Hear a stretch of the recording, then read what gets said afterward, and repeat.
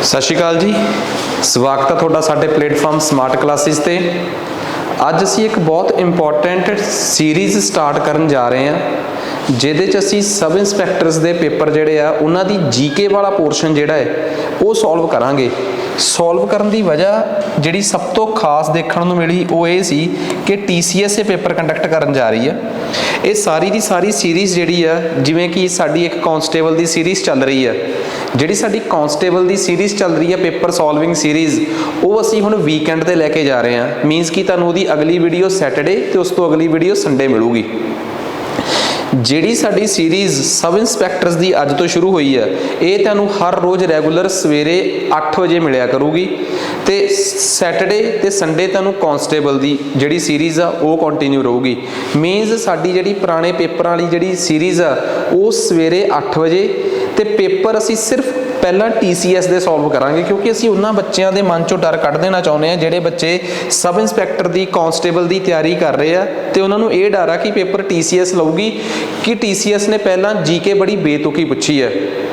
मैं तुहानूं sub inspector दे सारे पेपर सॉल्व कराऊंगा जीके वाला पोर्शन, ताकि तुहानूं ये पता लग जाए कि जीके बेतुकी नहीं सी। 50 चों 40 सवाल वो सीगे, 40-42 सवाल वो सीगे जिहड़े किते जा सकते सी जे तुसी चंगी तरह पढ़े होंदे। तुहानूं वैसे ही किसी ने भुलेखा पाता कि रट्टे जे वाली जीके पाई सी। देखो जे वो भुलेखा मैं कढ़ना चाहना तो तुहाडे सामने सबूत समेत बिल्कुल पूरे दे पूरे सवाल पूरी दी पूरी सीरीज़ च लैके आया, ताकि तुहाडे दिमाग च कोई भुलेखा होऊगा तो भी निकल जूगा। इट मीनस इत्थों एक गल समझ आ जाऊगी कि जिहड़े बंदे ने हिस्टरी पॉलिटी जोग्राफी चंगी तरह पढ़ी आ पूरे तरीके नाल उही ये सीरीज़ जिहड़ी सी उही ये सवाल सॉल्व कर सकदा सी। स्टैप बाय स्टैप असी सारी दी सारी सीरीज़ सवेरे 8 बजे वाली क्लास, ठीक है, तुसी क्लास दा टाइम नोट कर लो। सोमवार तो शुक्रवार सवेरे 8 बजे सब इंस्पैक्टर दी जीके ते शनिवार ते ऐतवार कांस्टेबल दा full fledge paper. 2 videos constable दियां आ चुकियां हैं, बाकी अगे आउणगियां। हर सैटरडे संडे आया करूगी। सवेरे 8 बजे असी पूरी प्लैनिंग नाल चल रहे हैं कि सवेरे 8 बजे असी किहड़ी सीरीज़ चलाउणी आ पुराने पेपरां दी, 9 बजे असी की लैके आ रहे हैं सारे का सारा। जे तुसी साडा पता करना चाहुंदे हो तो तुसी स्मार्ट क्लासिस दा जिहड़ा टैलीग्राम चैनल आ इस वीडियो के डिस्क्रिप्शन बॉक्स च उत्थे क्लिक करो। उत्थे तुहानूं सारियां PDF वगैरह भी मिल जाया करनगियां, तां जो असी स्क्रीन ते पढ़ा रहे हैं वो तुहाडे तक पहुँचदा हो जाए, ठीक है ना। क्योंकि बड़े जाने कहणगे कि सानूं PDF दे दो, तो असी वो PDF भी मुहैया करा रहे हैं। कोई भी PDF जो स्क्रीन ते इत्थे चल रही होगी साडी कोशिश है कि तुहाडे तक उस टैलीग्राम चैनल के माध्यम नाल पहुँचे। समा खराब करे बिना चलते हैं जी अगे। सब तो पहला क्वेश्चन, जिवें कि असी पहले ही कमिटमेंट कर चुके हैं कि साडे सारे कोर्स भी बायलैंगुअल ने, इंग्लिश ते पंजाबी च ने। सो उस पॉइंट ऑफ व्यू तो साडी आ सीरीज़ भी बायलैंगुअल आ, इंग्लिश ते पंजाबी च, ठीक है। वो काम नहीं करना असी कि असी बस थंबनेल ते लिखता कि जी पंजाब दे पेपरां दी सब इंस्पैक्टर की तैयारी पंजाबी च, ते बाद असी बोल के कहता जी आ देखो पंजाबी बोल रहे हैं। तुहानूं पंजाबी च कंटेंट भी चाहिए है, तुहानूं सारी वो शब्दावली जिहड़ी तुसी अपने सरकारी स्कूलों च बोली है तुहानूं वो चाहिए है। असी पूरा टिपिकली बायलैंगुअल दोवें लैंगुएजिज़ नूं बराबर रख के पढ़ावांगे। साडा कंटेंट वधिया लगा तुसी साडे नाल कॉन्टैक्ट कर सकते हो अपने पूरे पेपरां की तैयारी लई। ये सीरीज़ बिल्कुल फ्री चलूगी तुहाडे वास्ते। आ जाओ जी बिना समा खराब करे आपां शुरू करते हैं जी। हुण कहंदा जी जिहड़ा इनसॉल्वेंसी एंड बैंकरप्सी कोड आ, दिवालिया ते दिवालियापन संहिता, तुहानूं पता भारत च कई लोग जिहड़े आ तगड़े तगड़े बिजनेसमैन वो बैंकों का पैसा लैके भज जाते, दिवालीए हो जाते हैं। उन्होंने तो पैसा वापस करने वास्ते इनसॉल्वेंसी एंड बैंकरप्सी कोड 2016 च आया सीगा। ਉਹਦੇ 'ਚ ਕੀ ਕਿਹਾ ਗਿਆ ਸੀਗਾ कि ਜਿਹੜੇ लोग पैसा नहीं ਦਿੰਦੇ ਉਹਨਾਂ ਦਾ ਸਮਾਨ ਵੇਚ ਕੇ ਪੈਸੇ ਚੁਕਾਏ ਜਾਣ। ਇਹ ਇਨਸੋਲਵੈਂਸੀ ਐਂਡ ਬੈਂਕਰਪਸੀ ਕੋਡ ਜਿਹੜਾ ਆਇਆ ਸੀਗਾ ਇਹ ਉਹਦੀ ਕਰਕਸ਼ਨ ਨਿਚੋੜ ਆ। ਹੁਣ ਉਹਦੇ 'ਚ ਕੀ ਹੁੰਦਾ ਸੀ, ਜਿਵੇਂ ਸਪੋਜ਼ ਕਰੋ ਤੁਸੀਂ ਕਿਸੇ ਬੰਦੇ ਨੂੰ ਸਮਾਨ ਵੇਚਤਾ, ठीक है, तुसी वो एक कोई कंपनी सी वो किसी रौले च वो रौले वाली कंपनी किसी तीजे बंदे कोल विक गई तो कल उहदा पुराना रौला निकल आया, तुसी वो तीजे बंदे का गला फरी फिरोगे कि यार इनू वेची है, इहदे कोल वसूलो सारा, उहदी की गलती है, उन्हें तो रौले वाली कंपनी खरीदी है पर उन्होंने रौले का पता तो नहीं सीगा। सो इस तरीके नाल थर्ड पार्टी है जिन्हें चीज़ खरीदी है उहदे नाल हरासमेंट ना होवे, इनू लैके किहड़ा कानून हैगा सीगा, इनू लैके भारत दी इनसॉल्वेंसी एंड बैंकरप्सी कोड जिहड़ा है उहदे च धारा 32A ऐड की गई सी। कई लोग इनू लैके कोर्ट भी गए कि थर्ड पार्टी नू क्यों ना घेरिया जाए। पर सुप्रीम कोर्ट ने कहता थर्ड पार्टी की कोई गलती नहीं। धारा 32A ਨੂੰ सुप्रीम कोर्ट ने वैलिड डिक्लेयर करता सी कि ਇਹ ਜਾਇਜ਼ ਆ, ਇਹ गलत नहीं गी। इस करके ਇਹਦੀ ਇਹ धारा 32A ਜਿਹਨੂੰ ਅਸੀਂ ਸੈਕਸ਼ਨ 32A ਕਹਿੰਦੇ ਆ ਜੀ, ਉਹ ਧਾਰਾ ਜਿਹੜੀ ਹੈ ਜੀ ਉਹ ਖਬਰਾਂ 'ਚ ਆਈ ਸੀਗੀ। ਠੀਕ ਆ, ਸੋ ਕਰੰਟ ਅਫੇਅਰਸ 'ਚ ਕੁਐਸਚਨ ਸੀ, ਜਿਹੜੇ ਬੰਦੇ ਨੂੰ ਇਨਸੋਲਵੈਂਸੀ ਐਂਡ ਬੈਂਕਰਪਸੀ ਕੋਡ ਦਾ ਪਤਾ ਹੀ ਨਹੀਂ, ਜਿਹਨੇ ਇਕਨੋਮੀ ਪੜ੍ਹੀ ਨਹੀਂ ਚੰਗੀ ਤਰ੍ਹਾਂ, ਉਹ ਇਸ ਸਵਾਲ ਨੂੰ ਕਿੱਥੋਂ ਕਰ ਲੂਗਾ? ਕੌਣ ਕਹਿ ਦੂਗਾ ਕਿ ਇਹ ਰੱਟੇ ਵਾਲਾ ਸਵਾਲ ਆ? ਦਿਮਾਗ ਨਾਲ ਕਰਨ ਵਾਲਾ ਸਵਾਲ ਸੀ, ਥੋਰੋਲੀ। ਅੱਗੇ ਅੰਤਰਰਾਜੀ ਵਿਵਾਦ ਟ੍ਰਿਬਿਊਨਲ, ਤੁਹਾਨੂੰ ਇਹ ਗੱਲ ਪਤਾ ਹੋਣੀ ਚਾਹੀਦੀ ਹੈ ਕਿ ਜਦੋਂ ਦੋ ਸਟੇਟਾਂ ਦਾ ਝਗੜਾ ਹੋ ਜੇ, ਜਦੋਂ ਦੋ ਸਟੇਟਾਂ ਦਾ, ਦੋ ਸੂਬਿਆਂ ਦਾ ਝਗੜਾ ਹੋ ਜੇ, ਉਹਨਾਂ ਦੇ ਵਿੱਚ ਨਾ ਸਮਝੌਤਾ ਕਰਾਉਣ ਵਾਸਤੇ ਟ੍ਰਿਬਿਊਨਲ ਬਣਦੀ ਹੈ, ਅਦਾਲਤ ਬਣਦੀ ਇੱਕ। ਉਹ ਟ੍ਰਿਬਿਊਨਲ ਬਣਾਉਣ ਦੀ ਅਲਟੀਮੇਟ ਪਾਵਰ, ਅਖੀਰਲੀ ਸ਼ਕਤੀ ਕਿਹਦੇ ਕੋਲ ਹੁੰਦੀ ਹੈ? ਇਸ ਦੇਸ਼ ਦੇ ਰਾਸ਼ਟਰਪਤੀ ਕੋਲ ਹੁੰਦੀ ਹੈ, ਮਤਲਬ ਕਿ ਪ੍ਰੈਜ਼ੀਡੈਂਟ ਕੋਲ ਹੁੰਦੀ ਹੈ। ਠੀਕ ਆ, ਕਮੈਂਟ ਕਰਕੇ ਦੱਸੋ ਕਿ ਕਨਸਟੀਟਿਊਸ਼ਨ ਦਾ ਕਿਹੜਾ ਆਰਟੀਕਲ 260 ਤੋਂ ਲੈ ਕੇ 265 ਦੇ ਵਿੱਚ ਉਹ ਆਰਟੀਕਲ ਆ ਜਿਹੜਾ ਰਾਸ਼ਟਰਪਤੀ ਨੂੰ ਇਹ ਸ਼ਕਤੀ ਦਿੰਦਾ ਹੈ ਕਿ ਦੋ ਸਟੇਟਾਂ ਦੇ ਝਗੜੇ ਨਿਪਟੇਰਨ ਵਾਸਤੇ ਤੂੰ ਟ੍ਰਿਬਿਊਨਲ ਦਾ ਨਿਰਮਾਣ ਕਰ ਸਕਦਾ ਹੈ। ਭਾਰਤ ਦੇ ਸੰਵਿਧਾਨ ਦੇ ਵਿੱਚ ਜਿਹੜੇ ਸ਼ਡਿਊਲ ਨੇ, 8 ਸ਼ਡਿਊਲ ਨੇ, ਉਹਨੂੰ ਅਨੁਸੂਚੀਆਂ ਵੀ ਕਿਹਾ ਜਾਂਦਾ ਹੈ। ਕਹਿੰਦਾ ਉਹਨਾਂ ਚੋਂ ਕਿਹੜੀ ਸੂਚੀ ਆ ਜਿਹਦੇ 'ਚ 3 ਲਿਸਟਾਂ ਹੈ? ਉਹ 3 ਲਿਸਟਾਂ ਕਿਹੜੀਆਂ ਹੈ ਕਿ ਕਿਹੜੇ ਵਿਸ਼ਿਆਂ ਤੇ ਕਾਨੂੰਨ ਕੇਂਦਰ ਸਰਕਾਰ ਬਣਾ ਸਕਦੀ ਹੈ, ਕਿਹੜੇ ਸਬਜੈਕਟਸ ਤੇ ਲਾਅ ਸਟੇਟ ਕਿਹੜੇ ਸਬਜੈਕਟਸ ਤੇ ਕਾਨੂੰਨ ਦੋਵੇਂ ਮਿਲ ਕੇ ਬਣਾ ਸਕਦੇ ਆ। ਮਤਲਬ ਜਿਵੇਂ ਤੁਹਾਨੂੰ ਪਤਾ ਹੈ ਕਿ ਰੇਲਵੇ ਤੇ ਕਾਨੂੰਨ ਕੇਂਦਰ ਸਰਕਾਰ ਬਣਾ ਸਕਦੀ ਹੈ, ਪੁਲਿਸ ਤੇ ਰੂਲ ਜਾਂ ਲਾਅ ਐਂਡ ਆਰਡਰ ਤੇ ਕਾਨੂੰਨ ਸਟੇਟ ਗਵਰਨਮੈਂਟ ਬਣਾ ਸਕਦੀ ਹੈ, ਐਜੂਕੇਸ਼ਨ ਤੇ ਸੈਂਟਰ ਵੀ ਲਾਅ ਬਣਾ ਸਕਦੀ ਹੈ, ਸਟੇਟ ਵੀ। ਜਿਹੜੀ ਤੇ ਸਿਰਫ ਸੈਂਟਰ ਕਾਨੂੰਨ ਬਣਾ ਸਕਦੀ ਹੈ ਉਹਨੂੰ ਕਹਿੰਦੇ ਆ ਕੇਂਦਰੀ ਸੂਚੀ, ਸੈਂਟਰ ਲਿਸਟ। ਜਿਹੜੇ ਵਿਸ਼ਿਆਂ ਤੇ, ਜਿਹੜੇ ਸਬਜੈਕਟਸ ਤੇ ਸਿਰਫ ਸਟੇਟ ਦੀ ਗਵਰਨਮੈਂਟ ਕਾਨੂੰਨ ਬਣਾ ਸਕਦੀ ਹੈ ਉਹਨੂੰ ਕਹਿੰਦੇ ਸਟੇਟ ਲਿਸਟ। ਜਿਨ੍ਹਾਂ ਤੇ ਦੋਵੇਂ ਸਾਂਝੇ, ਸੈਂਟਰ ਵੀ ਤੇ ਸਟੇਟ ਵੀ ਦੋਵੇਂ ਕਾਨੂੰਨ ਬਣਾ ਸਕਦੇ ਆ ਉਹਨੂੰ ਕਹਿੰਦੇ ਸਮਵਰਤੀ ਸੂਚੀ, ਯਾਨੀ ਕਿ ਕੌਨਕਰੈਂਟ ਲਿਸਟ। ਕਨਸਟੀਟਿਊਸ਼ਨ ਦੇ ਇੱਕ ਕਿਹੜੇ ਸ਼ਡਿਊਲ 'ਚ ਹੈ ਗੱਲ? ਕਨਸਟੀਟਿਊਸ਼ਨ 'ਚ 12 ਸ਼ਡਿਊਲ ਨੇ। ਠੀਕ ਆ, 12 ਦੇ 12 ਸ਼ਡਿਊਲ ਕਿਹੜੇ ਨੇ ਉਹ ਮੈਂ ਬਾਅਦ 'ਚ ਦੱਸੂਗਾ, ਪਰ ਫਿਲਹਾਲ ਮੇਰਾ ਮਕਸਦ ਆ 7ਵੇਂ ਸ਼ਡਿਊਲ ਨਾਲ। 7ਵੇਂ ਸ਼ਡਿਊਲ ਦੇ ਵਿੱਚ ਤਿੰਨੇ ਦੀਆਂ ਤਿੰਨੇ ਲਿਸਟਾਂ ਪਈਆਂ ਹੋਈਆਂ ਨੇ। ਇਹ ਤਿੰਨੇ ਲਿਸਟਾਂ ਜਿਹੜੀਆਂ ਨੇ ਇਹ 7ਵੇਂ ਸ਼ਡਿਊਲ 'ਚ ਪਈਆਂ ਨੇ ਕਿ ਕਿਹੜੇ ਕੀਤੇ ਕੀ ਹੋਊਗਾ। ਠੀਕ ਆ, ਕਿ ਕਿਹੜੀ ਸਰਕਾਰ ਕਿਹੜੇ ਵਿਸ਼ੇ ਤੇ ਕਾਨੂੰਨ ਬਣਾ ਸਕਦੀ ਹੈ, ਇਹ ਸੰਵਿਧਾਨ ਦੇ ਕਿਹੜੇ ਸ਼ਡਿਊਲ 'ਚ ਲਿਖਿਆ ਹੈ। ਓਰੀਜਨਲ ਕਨਸਟੀਟਿਊਸ਼ਨ 'ਚ 8 ਸ਼ਡਿਊਲ ਸੀ, ਫਿਰ ਹੌਲੀ ਹੌਲੀ ਭਾਰਤ ਦੇ ਵਿੱਚ ਸੰਵਿਧਾਨਕ ਸੋਧਾਂ ਹੁੰਦੀਆਂ ਗਈਆਂ, ਕਨਸਟੀਟਿਊਸ਼ਨਲ ਅਮੈਂਡਮੈਂਟਸ ਹੁੰਦੀਆਂ ਗਈਆਂ ਤੇ ਸ਼ਡਿਊਲਸ ਦੀ ਗਿਣਤੀ ਵੱਧ ਕੇ, ਅਨੁਸੂਚੀਆਂ ਦੀ ਗਿਣਤੀ ਵੱਧ ਕੇ 8 ਤੋਂ 12 ਹੋ ਗਈ। ਅੱਜ ਇਹ 12 ਨੇ, 8 ਓਰੀਜਨਲ, 4 ਬਾਅਦ 'ਚ ਵੱਖਰੀਆਂ ਸੰਵਿਧਾਨਕ ਸੋਧਾਂ ਨਾਲ ਐਡ ਹੋਏ ਆ। ਜਿਵੇਂ 9ਵਾਂ ਸ਼ਡਿਊਲ ਪਹਿਲੀ ਕਨਸਟੀਟਿਊਸ਼ਨਲ ਅਮੈਂਡਮੈਂਟ ਯਾਨੀ ਕਿ ਸੰਵਿਧਾਨਕ ਸੋਧ ਨਾਲ ਐਡ ਹੋਇਆ ਹੈ। 10ਵਾਂ ਸ਼ਡਿਊਲ ਜਿਹੜਾ ਹੈ, ਠੀਕ ਆ, ਉਹ 52ਵੀਂ ਸੰਵਿਧਾਨਕ ਸੋਧ ਨਾਲ ਐਡ ਹੋਇਆ ਹੈ। ਉਸ ਤੋਂ ਬਾਅਦ 11ਵਾਂ ਸ਼ਡਿਊਲ ਜਿਹੜਾ ਹੈ ਉਹ 73ਵੀਂ, ਤੇ ਜਿਹੜਾ 12ਵਾਂ ਸ਼ਡਿਊਲ ਆ ਉਹ 74ਵੀਂ ਯਾਨੀ ਕਿ 74th, 73ਵੀਂ ਮਤਲਬ 73rd ਨਾਲ ਐਡ ਹੋਇਆ ਹੈ। ਉਹ 4 ਬਾਅਦ 'ਚ ਐਡ ਹੋਏ ਆ। ਠੀਕ ਆ, ਜ਼ਿਆਦਾ ਸਮਾਂ ਨਹੀਂ ਖਰਾਬ ਕਰਨਾ। ਪਿਛਲੇ ਸਾਲ ਜਿਹੜੀ ਹੁਨਰ ਹੱਟ ਲੱਗੀ ਸੀਗੀ, ਜਿਸ 'ਚ ਭਾਰਤ ਸਰਕਾਰ ਜਿਹੜੀ ਆ ਉਹ ਇੱਕ ਮਕਸਦ ਨਾਲ ਆਪਣੀ ਇਹ ਪ੍ਰਦਰਸ਼ਨੀ ਲਾਈ ਸੀ ਕਿ ਜੋ ਸਾਡਾ ਲੋਕਲ ਸਮਾਨ ਆ ਉਹ ਸਾਰੀ ਦੁਨੀਆ ਤੱਕ ਪਹੁੰਚੇ, ਲੋਕਲ ਬੰਦੇ ਦੀ ਆਵਾਜ਼ ਜਿਹੜੀ ਆ ਉਹ ਵੋਕਲ ਹੋ ਜੇ, ਮਸ਼ਹੂਰ ਹੋ ਜੇ। ਕਹਿੰਦੇ ਉਹਦਾ ਥੀਮ ਹੀ ਇਹ ਰੱਖਿਆ ਗਿਆ ਸੀਗਾ, ਵੋਕਲ ਫॉर ਲੋਕਲ, ਕਿ ਜਿਹੜੇ ਲੋਕਲ ਬੰਦੇ ਆ ਉਹਨਾਂ ਦੀ ਆਵਾਜ਼ ਬਣ ਕੇ ਇਹ ਪ੍ਰੋਗਰਾਮ ਜਿਹੜਾ ਹੈ ਜੀ, ਇਹ ਪ੍ਰਦਰਸ਼ਨੀ ਜਿਹੜੀ ਆ ਉਹ ਕੰਮ ਕਰੇ। ਵੋਕਲ ਦਾ ਮਤਲਬ ਕਿ ਉਹ ਆਵਾਜ਼ ਬਣੇ, ਕਿਹਨਾਂ ਦੀ? ਲੋਕਲਸ ਦੀ, ਜਿਹੜੇ ਲੋਕਲ ਆਮ ਲੋਕ ਨੇ। ਸੋ ਹੁਨਰ ਹੱਟ ਦਾ ਇਹ ਇਸ ਵਾਰ ਦਾ ਥੀਮ ਵੀ ਸੀ ਕਿ ਕਿਸ ਵਿਸ਼ੇ ਤੇ ਉਹ ਚੀਜ਼ ਸੀਗੀ। ਨੈਕਸਟ ਕਹਿੰਦੇ ਇੱਕ ਬੰਦਾ ਜਿਹੜਾ ਕਿ ਐਡਵੋਕੇਟ ਦੇ ਤੌਰ ਤੇ ਰਜਿਸਟਰਡ ਨਹੀਂਗਾ, ਪਰ ਐਡਵੋਕੇਟ ਐਕਟ 1961 ਦੀ ਕਿਹੜੀ ਧਾਰਾ ਦੇ ਅਨੁਸਾਰ, ਠੀਕ ਆ, ਉਹਨੂੰ ਕੋਰਟ 'ਚ ਐਜ਼ ਵਕੀਲ ਪੇਸ਼ ਹੋਣ ਦੀ ਇਜਾਜ਼ਤ ਦਿੱਤੀ ਜਾ ਸਕਦੀ ਹੈ। ਕੁਐਸਚਨ ਸਮਝ ਆ ਗਏ? ਤਾਂ ਇਹਦੇ ਵਾਸਤੇ ਕੰਮ ਆਉਂਦੀ ਆ ਧਾਰਾ 32। ਠੀਕ ਆ, ਸੋ ਇਹ ਚੀਜ਼ਾਂ ਇੰਪੋਰਟੈਂਟ ਆ। ਨੈਕਸਟ ਅੱਗੇ, ਭਾਰਤ ਦੇ ਸੰਵਿਧਾਨ ਦੇ ਵਿੱਚ ਇਹਨਾਂ 'ਚੋਂ ਕਿਹੜਾ ਆਰਟੀਕਲ ਆ, ਕਿਹੜਾ ਅਨੁਛੇਦ ਆ ਜਿਹਦਾ ਜੋੜ ਸਹੀ ਨਹੀਂਗਾ? ਠੀਕ ਆ, ਕਿਹਦਾ ਜੋੜ ਸਹੀ ਆ? ਆਰਟੀਕਲ 129, ਆਰਟੀਕਲ 131, ਆਰਟੀਕਲ 126 ਤੇ ਆਰਟੀਕਲ 124B। ਮੈਂ ਤੁਹਾਨੂੰ ਇਹ ਦੱਸ ਦੇਣਾ ਕਿ ਸੁਪਰੀਮ ਕੋਰਟ ਦੇ ਕੁਝ ਆਰਟੀਕਲਸ ਜਿਹੜੇ ਆ ਜੀ ਬੜੇ ਇੰਪੋਰਟੈਂਟ ਆ। ਜਿਵੇਂ ਸੁਪਰੀਮ ਕੋਰਟ ਦੇ ਵਿੱਚ ਆਰਟੀਕਲ 124 ਤੋਂ ਸੁਪਰੀਮ ਕੋਰਟ ਸਟਾਰਟ ਹੋ ਜਾਂਦੀ ਹੈ ਤੇ 147 ਆਰਟੀਕਲ ਤੱਕ ਸੁਪਰੀਮ ਕੋਰਟ ਹੀ ਚੱਲਦੀ ਹੈ। ਜਿਵੇਂ ਜਿਹੜੇ ਬਾਲੇ ਮਸ਼ਹੂਰ ਆਰਟੀਕਲ ਨੇ, 124 ਆਰਟੀਕਲ ਬੜਾ ਮਸ਼ਹੂਰ ਆ ਕਿ ਵੀ ਸੁਪਰੀਮ ਕੋਰਟ ਦੇ ਵਿੱਚ ਜੱਜਾਂ ਦੀ ਨਿਯੁਕਤੀ, ਅਪਾਇੰਟਮੈਂਟ ਕਿਵੇਂ ਹੋਊਗੀ। ਆਰਟੀਕਲ 124A ਸੁਪਰੀਮ ਕੋਰਟ ਦੇ ਜੱਜਾਂ ਦੀ ਨਿਯੁਕਤੀ ਦਾ ਇੱਕ ਵੱਖਰਾ ਤਰੀਕਾ ਬਣਾਇਆ ਗਿਆ ਸੀ ਭਾਰਤ ਦੇ ਵਿੱਚ, ਪਾਰਲੀਮੈਂਟ ਦੁਆਰਾ ਪਾਸ ਇੱਕ ਨਵਾਂ ਆਰਟੀਕਲ ਐਡ ਕੀਤਾ ਗਿਆ ਸੀਗਾ ਕਿ ਜੱਜਾਂ ਦੀ ਨਿਯੁਕਤੀ ਸਰਕਾਰ ਦੁਆਰਾ ਕੀਤੀ ਜਾਊਗੀ। ਪਰ ਇਸ 124A ਨੂੰ ਬਾਅਦ 'ਚ ਖਤਮ ਕਰ ਦਿੱਤਾ ਗਿਆ। ਹੁਣ ਇੱਕ ਆਪਸ਼ਨ ਤਾਂ ਇੱਥੇ ਡਿਲੀਟ ਹੋ ਗਈ ਕਿ ਜਿਹੜਾ ਨੈਸ਼ਨਲ ਅਪਾਇੰਟਮੈਂਟ ਕਮਿਸ਼ਨ ਸਰਕਾਰ ਨੇ ਦਿੱਤਾ ਸੀਗਾ ਇਹ 124A 'ਚ ਸੀਗਾ, ਨਾ ਕਿ B 'ਚ, ਇਸ ਕਰਕੇ ਆਹ ਆਪਸ਼ਨ ਤਾਂ ਡਿਲੀਟ ਹੋ ਗਈ। ਠੀਕ ਆ, ਹੁਣ ਗੱਲ ਕਰਦੇ ਹਾਂ ਸੁਪਰੀਮ ਕੋਰਟ ਦੀ ਅਗਲੀ ਗੱਲ ਦੀ। ਕਹਿੰਦੇ ਆਰਟੀਕਲ 131 ਤੋਂ ਸੁਪਰੀਮ ਕੋਰਟ ਦੀਆਂ ਜਿਹੜੀਆਂ ਆਰਟੀਕਲ ਨੇ ਨਾ ਉੱਥੋਂ ਅਪੀਲਾਂ ਸ਼ੁਰੂ ਹੋ ਜਾਂਦੀਆਂ ਕਿ ਅਪੀਲ ਸੁਪਰੀਮ ਕੋਰਟ 'ਚ ਕਿਹੜੀ ਅਪੀਲ ਸੁਣੀ ਜਾ ਸਕਦੀ ਹੈ। ਆਰਟੀਕਲ 131 ਤੋਂ ਉਹ ਸ਼ੁਰੂ ਹੋ ਜਾਂਦੀਆਂ, ਇਸ ਕਰਕੇ ਆਰਟੀਕਲ 131 ਸੁਪਰੀਮ ਕੋਰਟ ਦੀ ਸੀਟ ਕਿੱਥੇ ਹੋਊਗੀ, ਸੁਪਰੀਮ ਕੋਰਟ ਦਿੱਲੀ 'ਚ ਹੋਊਗੀ, ਚੰਡੀਗੜ੍ਹ ਹੋਊਗੀ, ਇਹ ਨਹੀਂ ਦੱਸਦੀ। ਨੈਕਸਟ ਅੱਗੇ ਗੱਲ ਕਰਦੇ ਹਾਂ ਆਰਟੀਕਲ 129। ਆਰਟੀਕਲ 129 ਸਾਫ਼ ਕਹਿੰਦਾ ਹੈ ਕਿ ਸੁਪਰੀਮ ਕੋਰਟ ਜਿਹੜਾ ਹੈ ਨਾ ਉਹ ਕੋਰਟ ਆਫ ਰਿਕਾਰਡ ਆ। ਸੁਪਰੀਮ ਕੋਰਟ 'ਚ ਹਰ ਦਸਤਾਵੇਜ਼ ਰਿਕਾਰਡ ਕਰਕੇ ਰੱਖਿਆ ਜਾਊਗਾ ਤੇ ਆਉਣ ਵਾਲੇ ਕੇਸਾਂ ਵਾਸਤੇ ਉਹਨੂੰ ਵਰਤਿਆ ਜਾ ਸਕਦਾ ਹੈ। ਦੂਜੀ ਗੱਲ, ਇਹਦਾ ਮਤਲਬ ਆਰਟੀਕਲ 129 'ਚ ਕਿਤੇ ਵੀ ਨਹੀਂ ਹੈਗਾ ਕਿ ਰਿਟਾਇਰਡ ਜੱਜ ਕਿਵੇਂ ਅਪਾਇੰਟਮੈਂਟ ਹੋਣਗੇ।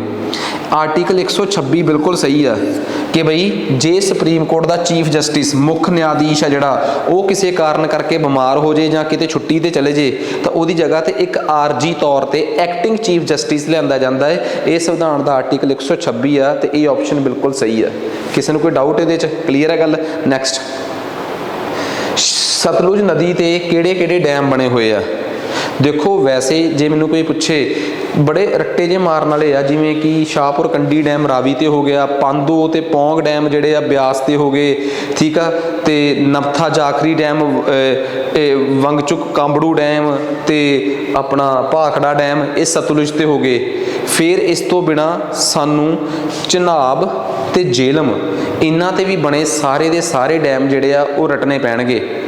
ਅਸੀਂ ਜਿਹੜੀ ਕਿਤਾਬ ਬਣਾਈ ਆ ਜਾਂ ਤੁਹਾਡੇ ਹੱਥਾਂ 'ਚ ਜਿਹੜੀਆਂ ਬਾਜ਼ਾਰ 'ਚੋਂ ਪਈਆਂ ਕਿਤਾਬਾਂ ਨੇ ਉਹਨਾਂ 'ਚੋਂ ਇਹ ਜ਼ਰੂਰ ਦੇਖ ਲਿਓ ਕਿ ਇਹਨਾਂ 5 ਨਦੀਆਂ ਤੇ ਕਿਹੜੇ ਡੈਮ ਆ, ਬਿਕੋਜ਼ ਇਹ 5 ਨਦੀਆਂ ਦਾ ਸੰਬੰਧ ਪੰਜਾਬ ਨਾਲ ਆ। ਸਤਲੁਜ, ਬਿਆਸ, ਰਾਵੀ, ਚਨਾਬ, ਜੇਹਲਮ, ਇਹਨਾਂ ਨਦੀਆਂ ਦੇ ਉੱਪਰ ਕੋਈ ਵੀ ਅਜਿਹਾ ਡੈਮ ਨਹੀਂ ਹੋਣਾ ਚਾਹੀਦਾ ਜਿਹੜਾ ਤੁਹਾਨੂੰ ਨਾ ਪਤਾ ਹੋਵੇ।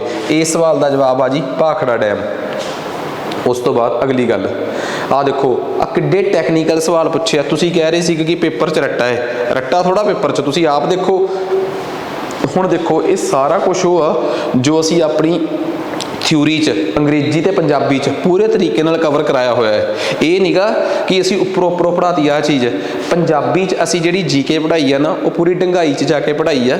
ਤੇ ਮੈਂ ਤੁਹਾਨੂੰ ਇਹ ਵੀ ਗੱਲ ਸਾਫ਼ ਤੇ ਸਪਸ਼ਟ ਦੱਸਦਾ ਕਿ ਜਿਹੜੇ ਬੱਚੇ ਅਸੀਂ 1 ਮਈ 2022 ਤੋਂ ਆਪਣਾ ਕੋਰਸ ਲਾਂਚ ਕਰਨ ਜਾ ਰਹੇ ਹਾਂ,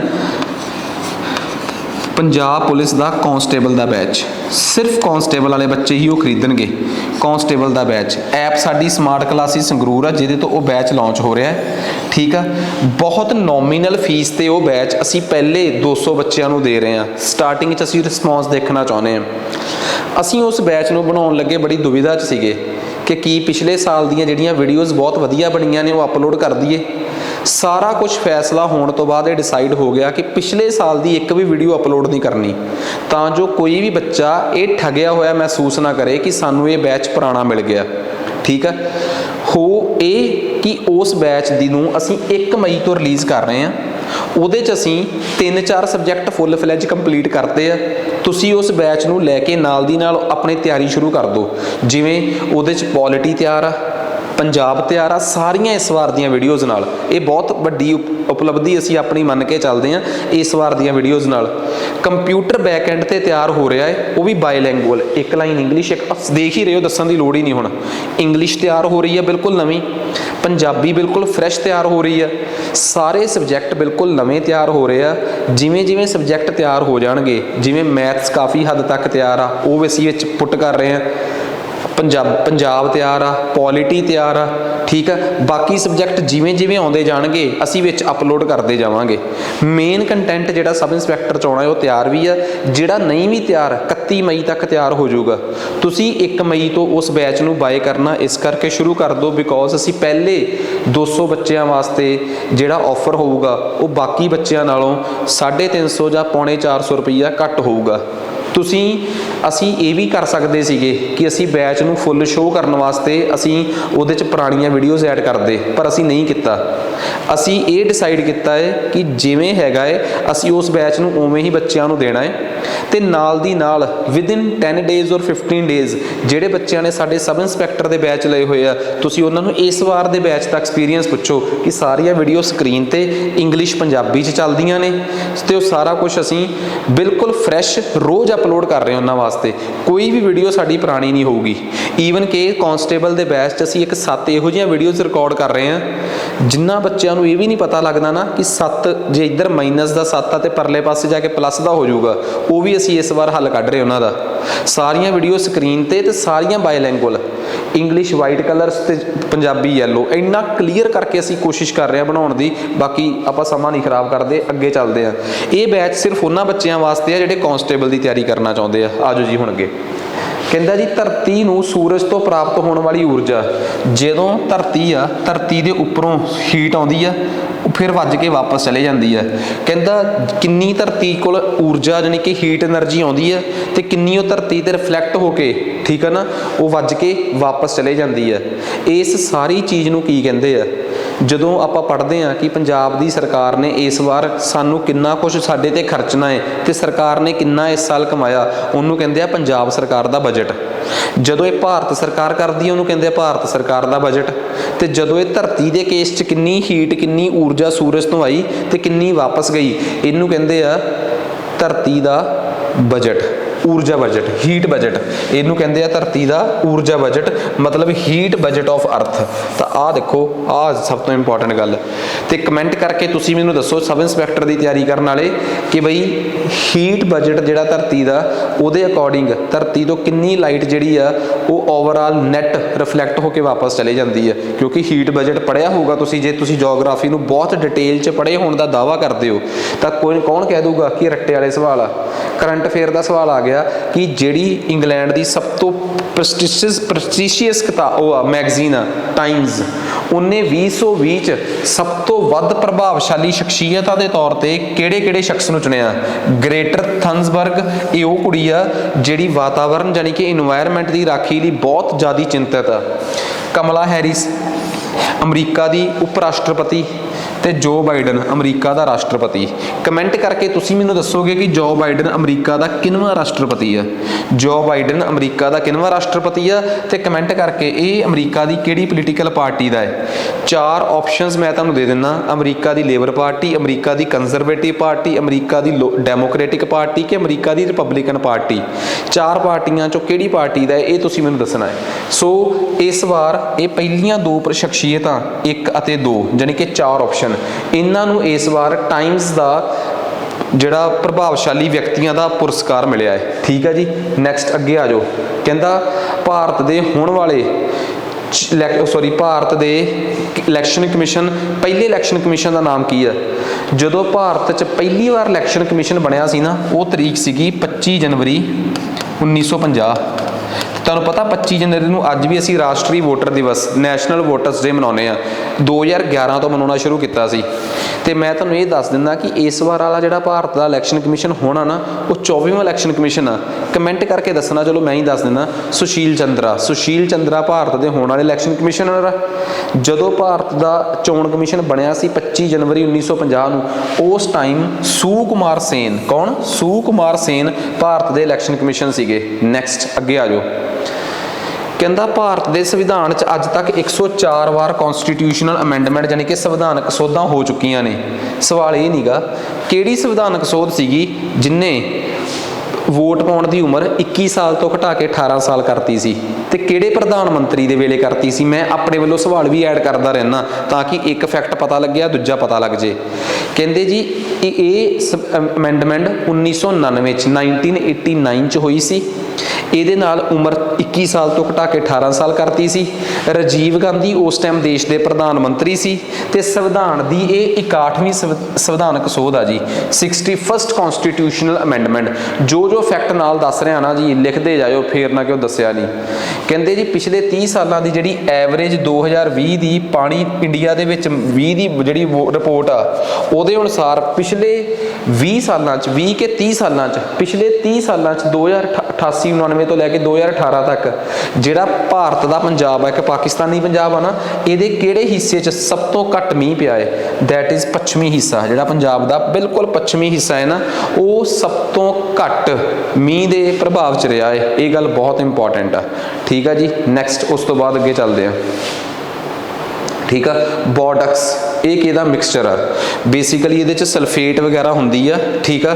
ਇਹ ਫੰਜੀਸਾਈਡ ਹੁੰਦਾ ਹੈ, ਮਤਲਬ ਕਿ ਉੱਲੀ ਨਾਸ਼ਕ, ਜਿਹੜਾ ਆਪਣੀਆਂ ਪੱਤੇ ਪੀਲੇ ਨਹੀਂ ਪੈ ਜਾਂਦੇ ਸਬਜ਼ੀਆਂ ਦੇ ਜਾਂ ਫੁੱਲਾਂ ਦੇ ਜਾਂ ਫਲਾਂ ਦੇ, ਉਹਨਾਂ ਤੇ ਫਿਰ ਇਹਦਾ ਛਿੜਕਾਅ ਹੁੰਦਾ ਹੈ।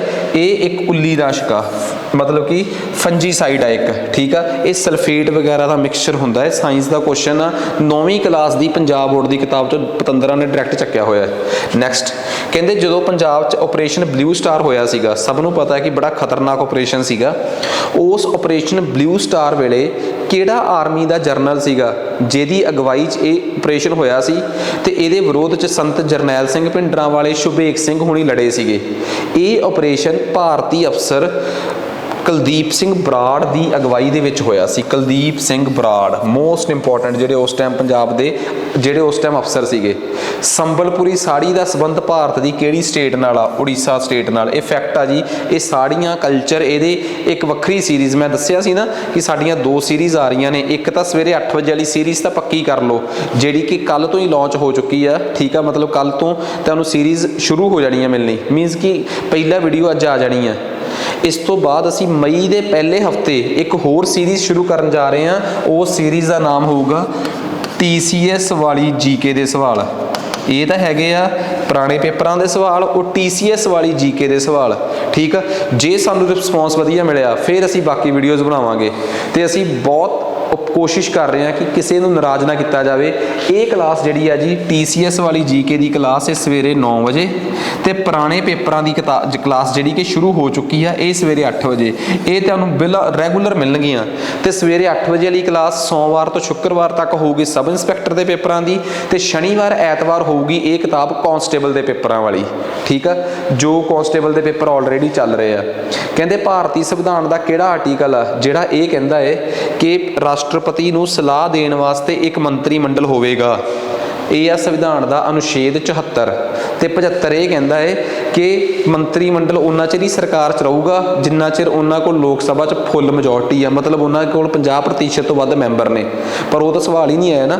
ਉਹਨਾਂ ਨੇ ਪੁੱਛਿਆ ਕਿ ਰਾਸ਼ਟਰਪਤੀ, ਇਸ ਦੇਸ਼ ਦੇ ਰਾਸ਼ਟਰਪਤੀ ਕੋਲ ਸਲਾਹ ਦੇਣ ਵਾਸਤੇ ਇੱਕ ਮੰਤਰੀ ਮੰਡਲ ਹੋਵੇਗਾ। There shall be a council of ministers to advise the president of India. ਰਾਸ਼ਟਰਪਤੀ ਜਿਸ ਮੰਤਰੀ ਮੰਡਲ ਦੀ ਸਲਾਹ ਨਾਲ ਚੱਲਦਾ ਹੈ ਨਾ, ਆਹ ਰਾਸ਼ਟਰਪਤੀ ਆ, ਇਸ ਦੇਸ਼ 'ਚ ਰਾਸ਼ਟਰਪਤੀ ਦੀ ਬਿਲਕੁਲ ਨਹੀਂ ਚੱਲਦੀ, ਉਹ ਇਸ ਮੰਤਰੀ ਮੰਡਲ ਦੀ ਸਲਾਹ ਨਾਲ ਚੱਲਦਾ ਹੈ। ਇਸ ਮੰਤਰੀ ਮੰਡਲ ਦਾ ਸਰਦਾਰ ਹੁੰਦਾ ਹੈ PM। ਸੋ ਇਸ ਦੇਸ਼ 'ਚ ਰਾਸ਼ਟਰਪਤੀ ਦੀ ਨਹੀਂ ਚੱਲਦੀ, ਸਲਾਹ ਦੇਣ ਵਾਲੇ ਮੰਤਰੀ ਮੰਡਲ ਦਾ ਜਿਹੜਾ ਮੁਖੀ ਹੁੰਦਾ ਹੈ PM, ਉਹਦੀ ਚੱਲਦੀ ਹੈ। ਐਵੇਂ ਹੀ ਸਟੇਟ ਦੇ ਵਿੱਚ ਗਵਰਨਰ ਨੂੰ ਸਲਾਹ ਦੇਣ ਵਾਸਤੇ ਇੱਕ ਮੰਤਰੀ ਮੰਡਲ ਹੁੰਦਾ ਹੈ ਤੇ ਉਸ ਮੰਤਰੀ ਮੰਡਲ ਦਾ ਸਰਦਾਰ ਹੁੰਦਾ ਹੈ ਮੁੱਖ ਮੰਤਰੀ, ਜਿਵੇਂ ਮਾਨ ਸਾਹਿਬ। ਤਾਂ ਗਵਰਨਰ ਨੂੰ ਸਲਾਹ ਦੇਣ ਵਾਸਤੇ ਆ ਹੁੰਦਾ ਹੈ ਮੰਤਰੀ ਮੰਡਲ।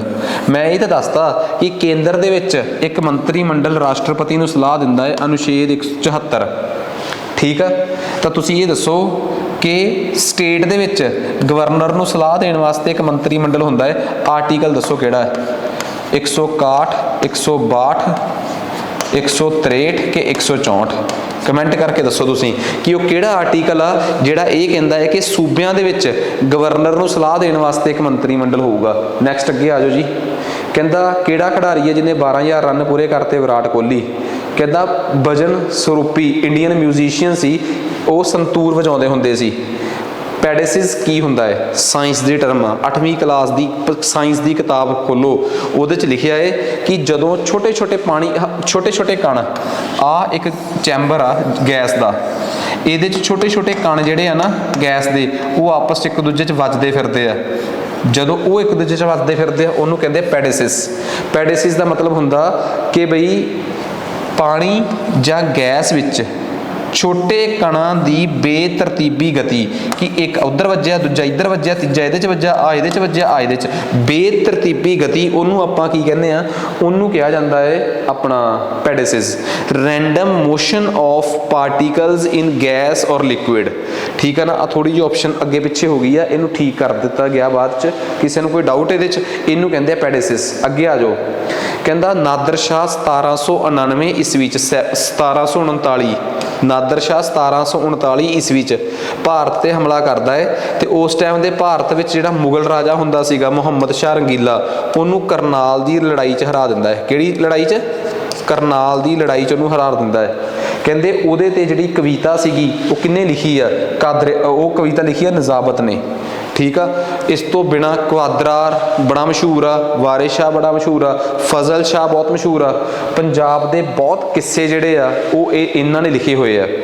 ਕਮੈਂਟ ਕਰਕੇ ਤੁਸੀਂ ਮੈਨੂੰ ਇਹ ਦੱਸਣਾ ਹੈ, ਮੈਂ ਇੱਕ ਕਿੱਸਾ ਪੁੱਛੂੰਗਾ, ਸੱਚਾ ਸੂਰਮਾ ਕਿਹਦਾ ਲਿਖਿਆ ਹੋਇਆ ਕਿੱਸਾ ਹੈ? ਕਿਉਂਕਿ ਮੈਨੂੰ ਪਤਾ ਆ, ਤੇ ਤੁਹਾਡੀਆਂ ਜਿਹੜੀਆਂ ਬੜੀਆਂ ਪੱਕੀਆਂ ਜਿਹੀਆਂ ਕਿਤਾਬਾਂ ਤੁਸੀਂ ਮੰਗਵਾ ਕੇ ਪੜ੍ਹਦੇ ਹੋ ਪੰਜਾਬ ਦੀਆਂ, ਉਹਨਾਂ 'ਚ ਲਿਖੇ ਆ, ਤਾਂ ਮੈਂ ਤੁਹਾਨੂੰ ਜ਼ਰੂਰ ਪੁੱਛੂੰਗਾ ਕਿ ਸੱਚਾ ਸੂਰਮਾ ਕਿੱਸਾ ਜਿਹੜਾ ਹੈ ਉਹ ਕਿਹਦਾ ਲਿਖਿਆ ਹੋਇਆ ਹੈ, ਠੀਕ ਆ। ਨੈਕਸਟ, ਉਸ ਤੋਂ ਬਾਅਦ ਭਾਰਤ ਦੀ ਇਕੋਨਮੀ ਨੂੰ ਪੜ੍ਹਦੇ ਹੋਏ, ਬੈਂਕਿੰਗ ਨੂੰ ਪੜ੍ਹਦੇ ਹੋਏ ਦੋ ਟਰਮਾਂ ਪੜ੍ਹਦੇ ਹੁੰਦੇ ਆਪਾਂ, CRR ਤੇ SLR। ਦੱਸੋ ਜੀ ਇਹਨਾਂ ਦਾ ਕੀ ਮਤਲਬ ਆ? ਕਹਿੰਦੇ CRR ਦਾ ਮਤਲਬ ਹੁੰਦਾ ਹੈ ਕਿ ਇੱਕ ਬੈਂਕ ਸ਼ਾਮ ਨੂੰ ਬੰਦ ਹੋਣ ਲੱਗਾ ਕਿੰਨਾ ਕੈਸ਼ ਆਪਣੇ ਕੋਲ ਰਿਜ਼ਰਵ ਰੱਖਦਾ ਹੈ, ਕੈਸ਼ ਰਿਜ਼ਰਵ ਰੇਸ਼ੋ। ਤੇ SLR ਹੁੰਦਾ ਸਟੈਚੂਟਰੀ ਲਿਕੁਇਡਿਟੀ ਰੇਸ਼ੋ। ਉਹਦਾ ਮਤਲਬ ਹੁੰਦਾ ਹੈ ਕਿ ਇੱਕ ਬੈਂਕ ਜਿਹੜਾ ਹੈ ਬੈਂਕ ਖੁੱਲਣ ਤੋਂ ਪਹਿਲਾਂ ਮਤਲਬ ਬੈਂਕ ਬਣਨ ਤੋਂ ਪਹਿਲਾਂ ਕਿੰਨਾ ਪੈਸਾ ਬੈਂਕ ਨੂੰ ਆਪਣਾ ਸਾਈਡ ਤੇ ਰੱਖਣਾ ਪੈਂਦਾ ਹੈ, ਗਹਿਣੇ ਗੱਟੇ ਮਿਲਾ ਕੇ, ਕਿ ਕੱਲ੍ਹ ਨੂੰ ਜੇ ਬੈਂਕ ਉੱਜੜ ਵੀ ਜਾਵੇ ਤੇ ਉਹ ਆਪਣੇ ਗਾਹਕਾਂ ਨੂੰ ਉਹਦੇ ਚੋਂ ਹਿੱਸਾ ਦੇ ਦੂ ਕੇ ਠੰਡਾ ਕਰ ਦੇ, ਤਾਂ ਉਹਨੂੰ ਕਹਿੰਦੇ ਆ ਸਟੈਚੂਟਰੀ ਲਿਕੁਇਡਿਟੀ ਰੇਸ਼ੋ। ਤਾਂ ਉਹਨਾਂ ਨੇ CRR ਦਾ ਮਤਲਬ ਵੀ ਪੁੱਛਿਆ ਸੀ, ਕੈਸ਼ ਰਿਜ਼ਰਵ ਰੇਸ਼ੋ, ਨਕਦ ਰਿਜ਼ਰਵ ਰੇਸ਼ੋ। ਭਾਰਤ 'ਚ 2015 'ਚ ਇੱਕ ਅਟਲ ਪੈਨਸ਼ਨ ਯੋਜਨਾ ਸ਼ੁਰੂ ਹੋਈ ਸੀ, ਜਿਹਦੇ 'ਚ ਇਹ ਕਿਹਾ ਗਿਆ ਸੀਗਾ ਕਿ ਤੁਸੀਂ ਆਪਣੀ ਹੈਸੀਅਤ ਦੇ ਮੁਤਾਬਕ ਪੈਸੇ ਜੋੜੀ ਜਾਓ, ਤੇ 60 ਸਾਲ ਦੀ ਉਮਰ ਬੀਤਣ ਤੋਂ ਬਾਅਦ ਤੁਹਾਨੂੰ ਰਿਟਾਇਰਮੈਂਟ ਦੇ ਰੂਪ 'ਚੋਂ ਪੈਸੇ ਹੌਲੀ ਹੌਲੀ ਵਾਪਸ ਮਿਲਣਗੇ। ਅਟਲ ਪੈਨਸ਼ਨ ਯੋਜਨਾ ਕਹਿੰਦੇ 2015 'ਚ ਲਾਂਚ ਹੋਈ ਸੀ। ਇਹ 60 ਸਾਲ ਤੋਂ ਬਾਅਦ ਘੱਟੋ ਘੱਟ ਪੈਨਸ਼ਨ ਦੀ ਗਰੰਟੀ ਦਿੰਦੀ ਹੈ। ਦੋਵੇਂ ਗੱਲਾਂ ਸਹੀ ਹੈ। ਅਟਲ ਪੈਨਸ਼ਨ ਯੋਜਨਾ ਨਰਿੰਦਰ ਮੋਦੀ ਦਾ ਅਪ੍ਰੈਲ 2015 'ਚ ਕੀਤਾ ਗਿਆ ਬਹੁਤ ਵੱਡਾ ਉਪਰਾਲਾ ਸੀ। ਇਹਦੀਆਂ ਦੋਵੇਂ ਆਪਸ਼ਨਸ ਠੀਕ ਹੋਣ ਕਰਕੇ ਮੈਂ A ਨੂੰ ਮਾਰਕ ਕਰੂੰਗਾ ਕਿ 1 ਤੇ 2 ਦੋਵੇਂ। ਕਹਿੰਦਾ ਜੀ ਕੰਪਨੀ ਐਕਟ ਜਿਹੜਾ 2020 'ਚ, ਤੁਹਾਨੂੰ ਪਤਾ ਸਾਡੇ ਦੇਸ਼ 'ਚ ਕੰਪਨੀ ਬਣਾਉਣੀ ਹੋਵੇ ਤਾਂ ਕਿਹੜੇ ਕਾਨੂੰਨ ਦੇ ਤਹਿਤ ਬਣਦੀ ਹੈ? Company act 2013। ਉਹਨੂੰ ਸੋਧਿਆ ਗਿਆ, ਥੋੜ੍ਹਾ ਚੇਂਜ ਕੀਤਾ ਗਿਆ, ਕੰਪਨੀ ਅਮੈਂਡਮੈਂਟ ਐਕਟ, ਕੰਪਨੀ ਸੋਧ ਕਾਨੂੰਨ 2020। ਉਹਦੇ 'ਚ ਇਹ ਕਿਹਾ ਗਿਆ ਕਿ ਇੱਕ ਜਿਹੜੀ ਪ੍ਰੋਡਿਊਸਰ ਕੰਪਨੀਆਂ, ਉਹ ਕੰਪਨੀਆਂ ਜਿਹੜੀਆਂ ਕੁਝ ਪੈਦਾ ਕਰਦੀਆਂ, ਸਮਾਨ ਬਣਾਉਂਦੀਆਂ, ਪ੍ਰੋਡਿਊਸਰ ਕੰਪਨੀਜ਼ 'ਚ ਘੱਟੋ ਘੱਟ 5 ਤੇ ਵੱਧ ਤੋਂ ਵੱਧ 15 ਡਾਇਰੈਕਟਰ ਹੋਣੇ ਚਾਹੀਦੇ ਆ। ਡਾਇਰੈਕਟਰ ਮਤਲਬ ਜਿਹੜੇ ਕੰਪਨੀ ਨੂੰ ਚਲਾਉਂਦੇ ਆ, ਠੀਕ ਆ। ਘੱਟੋ ਘੱਟ 5 ਤੇ ਵੱਧ ਤੋਂ ਵੱਧ 15, ਮਤਲਬ ਕਿ ਕਿੰਨੇ ਡਾਇਰੈਕਟਰਸ ਦੀ ਰੇਂਜ ਫਿਕਸ ਕੀਤੀ ਹੋਈ ਆ? 5 ਤੋਂ 15। 5 ਦਿੱਤਾ ਹੋਇਆ ਸੀਗਾ ਤੇ ਵੱਧੋ ਤੋਂ ਵੱਧ 15 ਸੀ, ਉਹ ਪੁੱਛਿਆ ਸੀ ਉਹਨਾਂ ਨੇ। ਅਗਲੀ ਆ ਗਈ ਸਿੰਘ ਸਭਾ। ਭਾਰਤ 'ਚ ਅੰਗਰੇਜ਼ ਜਿਹੜੇ ਸੀਗੇ ਨਾ ਉਹ ਪਹਿਲਾਂ ਆ ਗਏ, ਪਰ ਪੰਜਾਬ 'ਚ ਉਹਨਾਂ ਨੂੰ ਕਬਜ਼ਾ ਕਰਦੇ ਕਰਦੇ 1849 ਹੋ ਗਿਆ।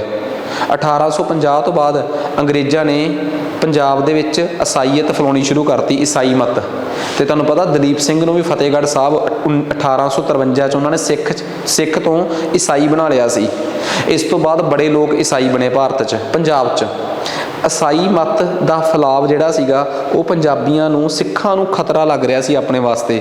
ਉੱਪਰੋਂ ਹਿੰਦੂਆਂ ਦੀ ਆਰਿਆ ਸਮਾਜ ਜਿਹੜੀ ਬਣੀ ਸੀ, ਉਹਨੇ ਪੰਜਾਬ ਦੇ ਵਿੱਚ ਬਹੁਤ ਜ਼ਿਆਦਾ ਸਪੀਡ ਖਿੱਚੀ। ਇਸ ਚੀਜ਼ ਤੋਂ ਡਰਦੇ ਹੋਏ ਪੰਜਾਬੀਆਂ ਨੇ ਜਾਂ ਸਿੱਖੀ ਬਚਾਉਣ ਵਾਲਿਆਂ ਨੇ 1873 ਦੇ ਵਿੱਚ ਸਿੰਘ ਸਭਾ ਮੂਵਮੈਂਟ ਬਣਾਈ। ਕੀ ਬਣਾਇਆ ਸੀ ਉਹਦਾ ਨਾਮ? ਸਿੰਘ ਸਭਾ ਮੂਵਮੈਂਟ। ਪਰ ਸਿੰਘ ਸਭਾ ਮੂਵਮੈਂਟ ਜਿਹੜੀ ਸੀਗੀ ਉਹਦੇ 'ਚ ਕੁਝ ਵਿਵਾਦ ਪੈ ਗਿਆ ਤੇ ਕੁਝ ਕੁ ਲੋਕ ਅੱਡ ਹੋ ਕੇ 1880 'ਚ ਸਿੰਘ ਸਭਾ ਦਾ ਦੂਜਾ ਵਰਜਨ ਤਿਆਰ ਕਰ ਲੈਂਦੇ ਆ। 1873 ਵਾਲੀ ਸਿੰਘ ਸਭਾ ਜਿਹੜੀ ਸੀਗੀ ਉਹ ਅੰਮ੍ਰਿਤਸਰ ਬਣੀ ਤੇ 1880 ਵਾਲੀ ਲਾਹੌਰ। ਪਰ ਇਹ ਦੋਵਾਂ ਸਿੰਘ ਸਭਾ ਲਹਿਰਾਂ ਨੂੰ 1883 ਵਿੱਚ ਫਿਰ ਇੱਕੋ ਜਗ੍ਹਾ ਤੇ ਇਕੱਠੇ ਕਰਕੇ ਉਹਨੂੰ ਨਾਮ ਦਿੱਤਾ ਗਿਆ ਖਾਲਸਾ ਦੀਵਾਨ। ਕੀ ਨਾਮ ਦਿੱਤਾ ਗਿਆ? ਖਾਲਸਾ ਦੀਵਾਨ। ਫਿਰ ਇਸੇ ਖਾਲਸਾ ਦੀਵਾਨ ਵਾਲਿਆਂ ਨੇ 1894 ਵਿੱਚ ਖਾਲਸਾ ਟਰੈਕ ਸੁਸਾਇਟੀ ਬਣਾਈ ਸੀ, ਖਾਲਸਾ ਟਰੈਕ ਸੁਸਾਇਟੀ। ਤੇ ਉਸੇ ਸਾਲ 1 ਸਾਲ ਪਹਿਲਾਂ ਉਹਨਾਂ ਨੇ ਖਾਲਸਾ ਕਾਲਜ ਅੰਮ੍ਰਿਤਸਰ ਦੀ ਸਥਾਪਨਾ ਕੀਤੀ ਸੀ। ਸੋ ਇਹ ਸਾਰੀਆਂ ਕਹਾਣੀਆਂ ਇੱਕੋ ਨਾਲ ਜੁੜ ਗਈਆਂ, ਮੈਂ ਪੜ੍ਹਾਤੀਆਂ। ਨੈਕਸਟ ਕਹਿੰਦਾ ਜਿਹੜੀ ਸਟੇਟ ਬਾਰ ਕੌਂਸਲ ਦੀ ਜਿਹੜੀ ਕਮੇਟੀ ਹੁੰਦੀ ਆ, ਜਿਵੇਂ ਮਤਲਬ ਕਿ ਆਪਣੀ ਪਟਿਆਲੇ ਵਾਲੀ ਜਾਂ ਕਿਸੇ ਵੀ ਕੋਈ ਬਾਰ ਕੌਂਸਲ ਆ, ਠੀਕ ਆ, ਉਹ ਕਹਿੰਦੇ ਕਿ ਕਿਸੇ ਵੀ ਐਡਵੋਕੇਟ ਜਿਹੜਾ ਹੈ, ਠੀਕ ਆ, ਉਹਨੂੰ ਸੁਣਨ ਤੋਂ ਬਾਅਦ ਕੀ ਹੁਕਮ ਦੇ ਸਕਦਾ ਹੈ। ਜੇ ਮੰਨ ਲਓ ਕਿ ਕਿਸੇ ਐਡਵੋਕੇਟ ਨੇ ਕੋਈ ਗਲਤੀ ਕੀਤੀ ਆ, ਉਹਨੂੰ ਬਾਰ ਕੌਂਸਲ ਵਾਲਿਆਂ ਨੇ ਤੇ ਉਹਦੇ ਅੱਗੇ ਪੇਸ਼ੀ ਪੈ ਗਈ, ਉਹਨਾਂ ਨੂੰ ਸੁਣਿਆ, ਕਿਹੜੇ ਕਿਹੜੇ ਆਰਡਰ ਦੇ ਸਕਦੇ ਉਹਨੂੰ, ਠੀਕ ਆ, ਉਹਦੀ ਕੰਪਲੇਂਟ ਨੂੰ ਕੀ ਉਹ ਡਿਸਮਿਸ ਕਰ ਸਕਦੇ ਆ, ਠੀਕ ਆ। ਰਿਪਰੀਮੈਂਡ ਦੀ ਐਡਵੋਕੇਟ, ਉਸ ਵਕੀਲ ਨੂੰ ਥੋੜਾ ਜਿਹਾ ਘੂਰ ਸਕਦੇ ਆ ਕਿ ਤੂੰ ਗਲਤ ਕੀਤਾ ਹੈ, ਕਰ ਸਕਦੇ ਆ। ਉਹਨੂੰ ਵਕੀਲ ਨੂੰ ਸਸਪੈਂਡ ਕਰ ਸਕਦੇ ਆ ਕੁਝ ਸਮੇਂ ਲਈ ਕਿ ਤੂੰ ਵਕਾਲਤ ਨਹੀਂ ਕਰਨੀ, ਕਰ ਸਕਦੇ ਆ। ਕੀ ਉਹਨੂੰ ਇੱਕ ਬਾਰ ਕੌਂਸਲ ਤੋਂ ਦੂਜੀ ਬਾਰ ਕੌਂਸਲ ਤੱਕ ਟਰਾਂਸਫਰ ਕਰ ਸਕਦੇ ਆ? ਇਹ ਨਹੀਂ ਕਰ ਸਕਦੇ, ਇਹ ਪਾਵਰ ਉਹਨਾਂ ਕੋਲ ਨਹੀਂ ਗੀ।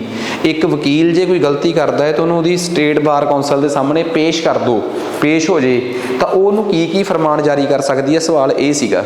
ਉਮੀਦ ਕਰਦੇ ਹਾਂ ਕਿ ਆਹ ਗੱਲ ਚੰਗੀ ਤਰ੍ਹਾਂ ਸਮਝ ਆ ਗਈ ਹੋਊਗੀ, ਠੀਕ ਹੈ।